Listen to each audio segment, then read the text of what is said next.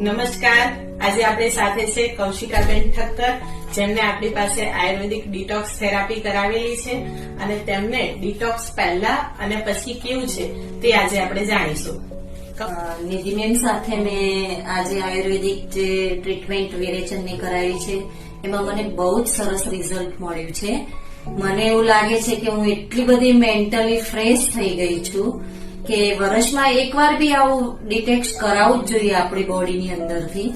અને વિરેચન પહેલા જે મારી જે પરિસ્થિતિ હતી, હું એકદમ મેન્ટલી ડિપ્રેશન જેવી હતી, મને કઈ કોઈ સાથે બોલવું ના ગમે, મને એટલા બધા સાંધામાં પેઇન હતા કે સવારે જયારે હું નાહવા માટે નાહ્યા પછી બહાર નીકળું છું ત્યારે મને એટલા બધા સોજા રહેતા હતા કે મને કપડાં પહેરવામાં બી તકલીફ પડતી હતી.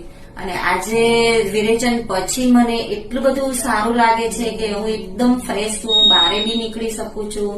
લગભગ મારું 4-4.5 કિલો એક મહિનાની અંદર તો વજન ઉતરી ગયું છે. એટલે ખરેખર બહુ સારું છે વિરેચન પછી મને.